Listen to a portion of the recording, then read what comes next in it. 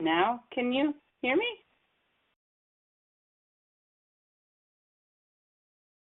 Okay, great. Great, okay. And no echo? Okay, great. I just had to turn off my volume button, which doesn't really make any sense. But okay, game on. Just a little bit later than expected again. But we were going to rehearse it and had some problems with rehearsing it. So this system is more complicated, I think, than it should be. But I'll try to learn it better for the next one. Like I said last time, I thought I was going to be fine this time, but this is really weird. So let's get started. Thank you all for calling in. And again, thank you for your patience. So we'll keep working on this, and please allow me to have some more chances to get this webinar system right. So today is on training and nutrition and metabolic efficiency. So I'm very passionate about all of these things that I'm going to be talking about. So it's great that I have all of you on this call because it's to me, it's really important information and a way that you can help us in this coaching relationship, and you can help yourself with your performance and overall health. So let's get started. So how can I improve as an athlete? Really the building the proper endurance and speed for your race, of course, learning proper nutrition to fuel your body for workouts, and then also proper nutrition daily to heal your body from the stress caused by workouts, and then practicing proper nutrition to work towards optimal body composition. And that will happen over time, but especially if you follow some of these things that I'm going to be talking about, it's just eating right for other reasons will help you gain a more optimal body composition. So all of these things will make you a stronger athlete, healthier person. Nutrition does play a role in injury prevention as well. So it makes all the cells in your body healthier. So it will definitely make a difference in that too. So what is metabolic efficiency training? So I'm just going to read this to you because I think it's important enough. It can be defined as improving the body's ability to use its internal stores of nutrients, specifically carbohydrate and fat, more efficiently through proper dietary and exercise strategies. And burning more fat in the body will preserve the small amount of stored carbohydrates. So many of you may know this. You can't see the slides? Okay, hold on. Gee. Hold on.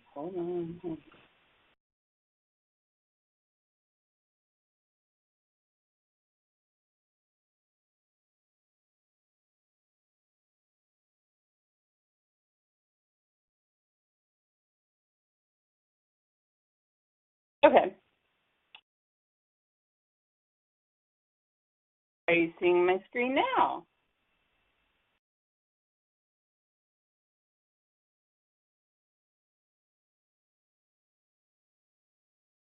Okay. Hallelujah. Okay, so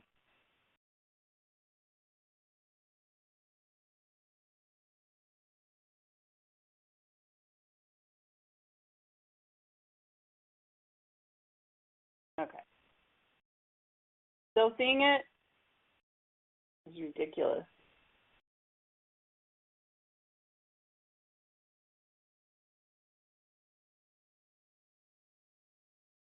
Okay. I'm thinking you're still seeing it. Waiting to see any messages. Okay. So we talked about these things that I listed here about how you can improve as an athlete. You all get the slide presentation afterwards. So what is it? We talked about that, metabolic efficiency, and what it all means. And then also really important to know and to remember or to be aware of is that we have approximately 80,000 calories, give or take 10,000, in our fat stores and only 1,400 to 2,000 in our quick carbohydrate stores. So, and that's glycogen in our quick carbohydrate stores. So the biggest problem with that is that our bodies are very used to easily grabbing the quick carbohydrate stores. So that's what comes naturally, and we replenish those with just the food we eat. And so what we need to do and should want to do is train our bodies to burn some of those fat stores, because we have so many more calories stored in fat than we do in quick carbohydrates. And what happens is, a lot of you have heard of the bonk. So when you bonk in a race, that is when your body's trying to convert to burning fat because it's running out of glycogen. And it's hard for your body to make that transition, so that's when you feel really crappy. And then when you start burning fat, your body can get used to that. But what we want to do is make that transition smooth and easy, and even allow your body to burn more fat in everything you do. So you're, again, more metabolically efficient as your body burns calories throughout the day, not even just in training. So how can my body be more metabolically efficient? A lot of you here see in Training Peaks, Zone 2, in conversational pace. And let me see something here. I just want to make sure that we're still going on track. Okay, so Zone 2 in conversational pace is very important, and I stress it a lot. And it's not 4 days a week. It's your key long workouts that I say make this one. It feels like an easy effort.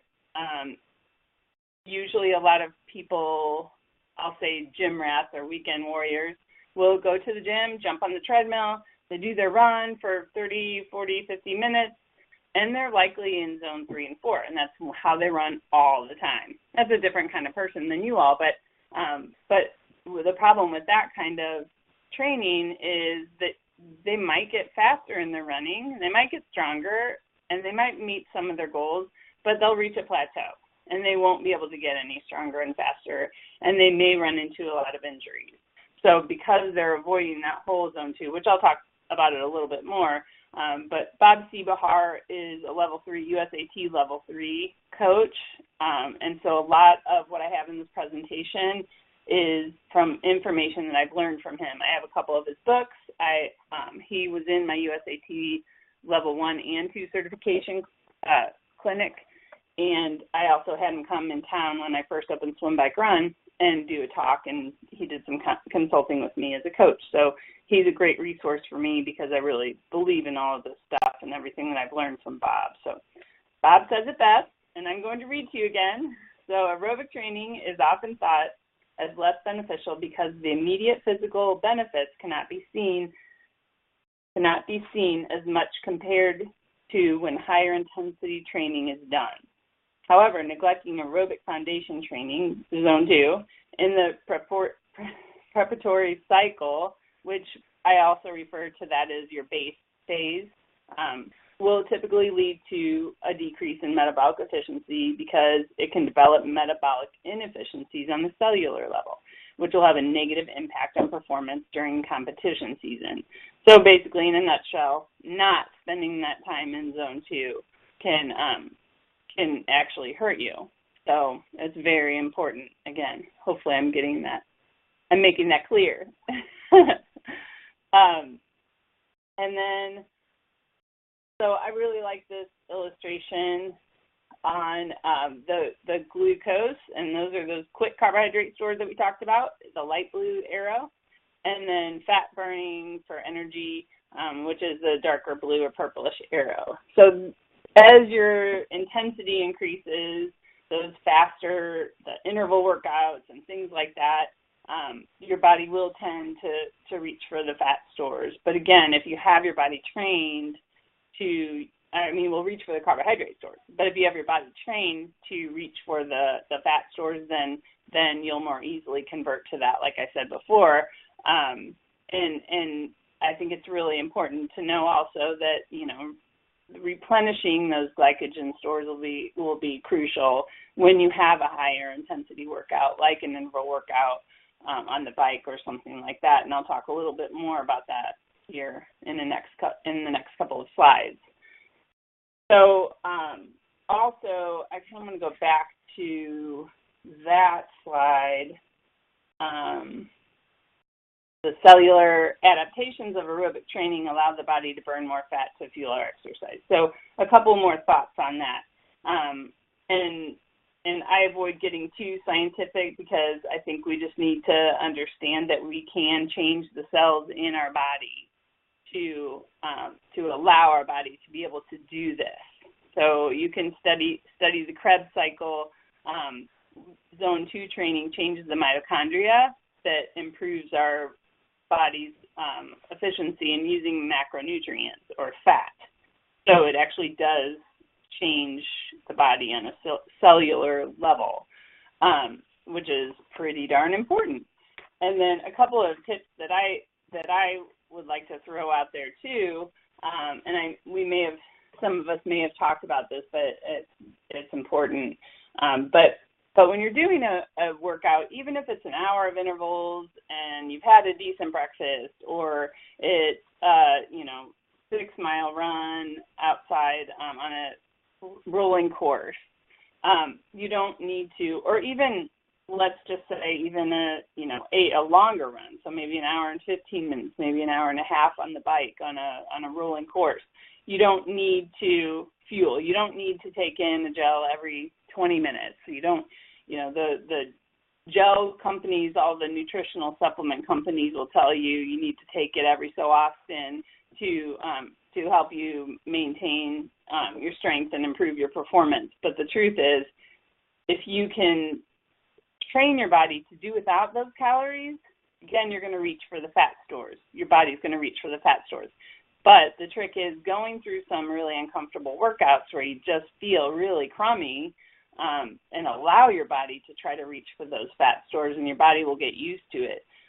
So when you're feeding it gels and feeding it chews, and there's an appropriate time for that, don't get me wrong, but when you're doing that during every workout, your body's just like, oh, cool, sugar, I'm just going to use this.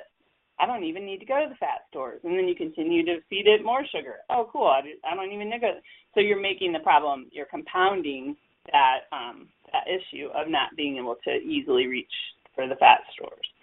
So another tip is on recovery nutrition. Another place where you hear all kinds of things. And we talk in general about getting your recovery nutrition in within that 30 minutes. But is it after a 45-minute track workout? Is it after a 3-hour bike ride? Or is it after a 1-hour power-up indoor intense interval class? The answer to that would be I use like recovery drinks, or I have some recovery nutrition or shake handy and ready after I do a pretty serious workout. So I'm not going to do that necessarily after I finish an hour workout if I've fueled properly that day and if I'm expecting to have a healthy meal sometime within the next couple of hours. So, but let's say I do an indoor interval ride in the morning and I have a Master Slim in the evening.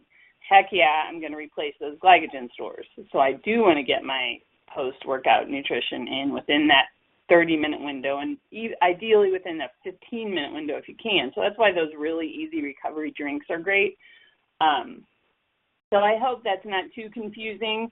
I just want to say, you don't always need to reach for that if it's not an intense or longer workout, because depending on the calories you burned, you might just be adding excess calories that you just don't need, and sugar that you just don't need. Some of them do have sugar, and sometimes that we need it.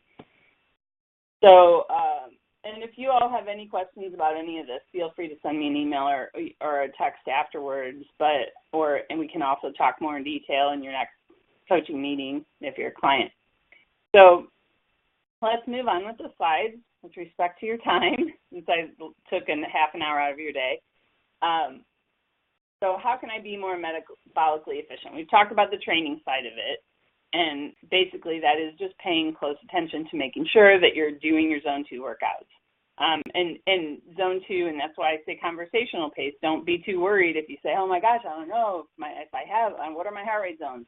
Zone 2 is if you can't carry on a conversation, you're not in zone 2. If you could easily carry on a conversation with the person running or riding next to you, you're likely in zone 2. And we can pinpoint that more, as we are working on your training and data.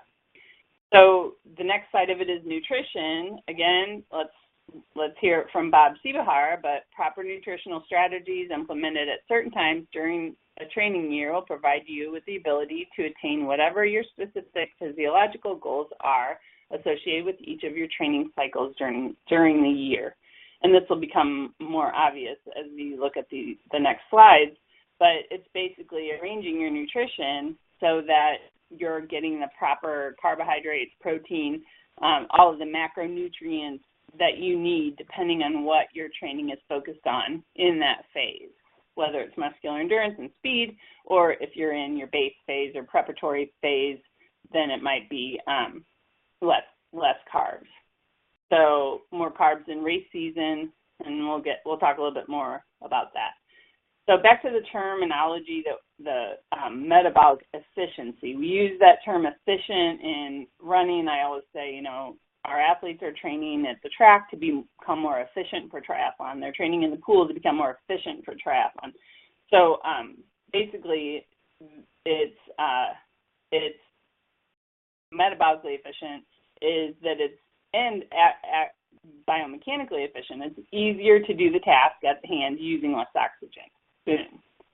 So, and then on the nutrition side, it's about using the proper nutrients at the right time in training and racing. So you preserve some while maximizing the others, like preserving those glycogen stores for when you really do need them for those big hills and things like that.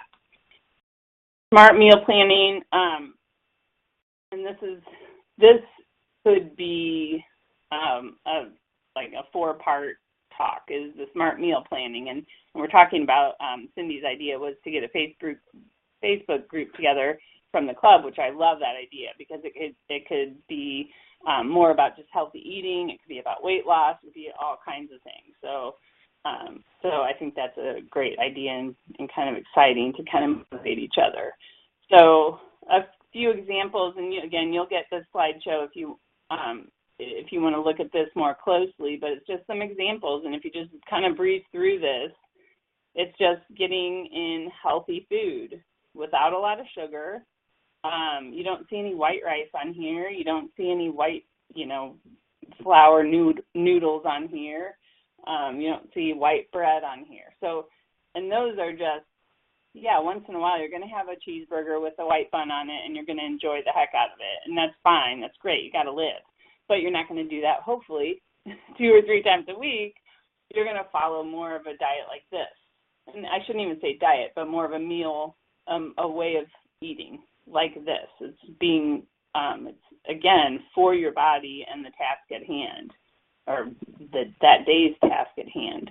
And even when you're not training, these are really healthy meal options. So take a look at those, and I'm always happy to talk about more ideas on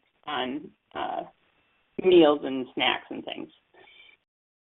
So nutrition periodization, so building on that idea of getting in healthy, lean proteins, lots of fruits and vegetables, and the right kind of starches, whole grains are important. And so preparatory, which is, again is base, that's lots and lots of fruits and vegetables, and then your lean proteins and healthy fats. Really, carbs, you don't even need whole grains in there, is what Bob Siebehar would say. These plates, this is what he calls his periodization plates, are these circles. It's like a plate. Picture that as a plate, and you're going to fill it with food. That's how he likes to guide his athletes. So it's really easy. You don't weigh anything, or you just kind of put it on the plate like this in different servings, or think of it like this if you have it all mixed up in a bowl. And then you'll see the whole grains are sprinkled in a lot more in competition.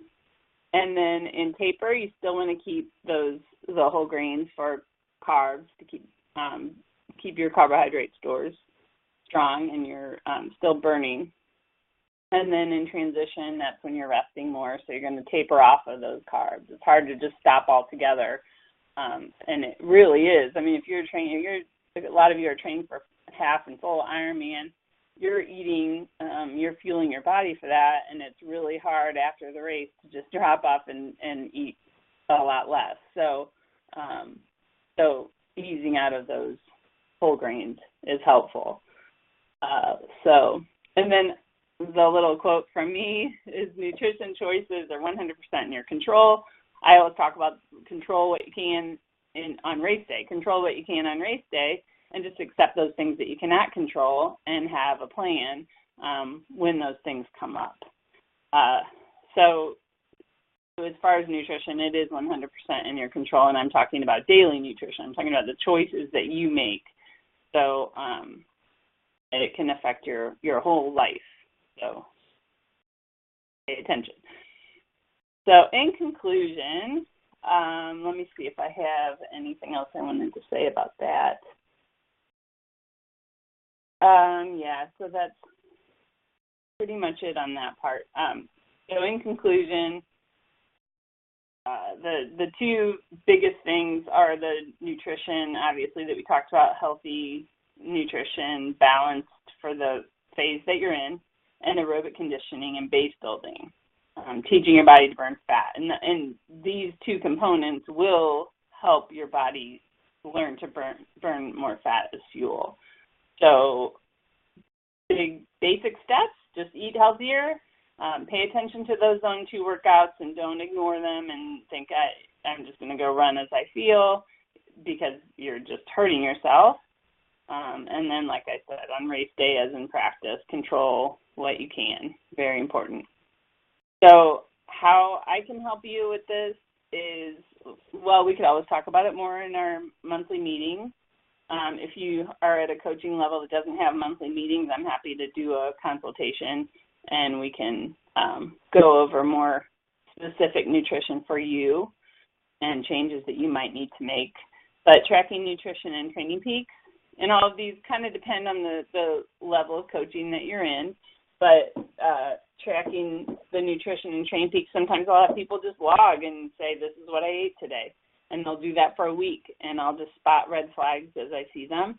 And if it's, if there's a more serious nutritional issue going on, some people have serious eating problems one way or another, then of course I have nutritionists. Or if you have a big challenge that you want to face, whether it's gaining weight or losing weight, we have nutritionists at hand. I'm not claiming to be one. I think these are pretty general tips. So I can also, like I said, offer healthy suggestions, analyze your data and adjust your zones as needed. That's higher levels of coaching, but it is very important. So feel free to chat with me about it at a workout or something. And then, as I said, Cindy's idea of the On Pace Nutrition group on Facebook. I would be a big proponent of that and share as much information on the same topic as metabolic efficiency, because I could go on and on about it. So our next webinar is on supplements for training and daily nutrition, the good and the bad. So I am a huge proponent of nutritional supplements, but most of which are whole food supplements that I can't easily get in my food, or different things that I, as an endurance athlete, need more of. And again, at specific times, so you can even periodize, that's hard to say, periodize your supplements too, based on the phase that you're in. Obviously, I shouldn't say obviously, but I'm really in favor of getting all of your healthy nutrition and vitamins, minerals, all that good stuff, protein, from the food you eat, but it's just not always convenient. And the truth is, the quality of the fruits and vegetables today are not as good as they used to be, because the soil is not as good as it used to be, and different things like that. So I think it's important just to make sure that we get those, all those antioxidants and things like that we may not be getting in our food, unfortunately. So I hope you can join me for that.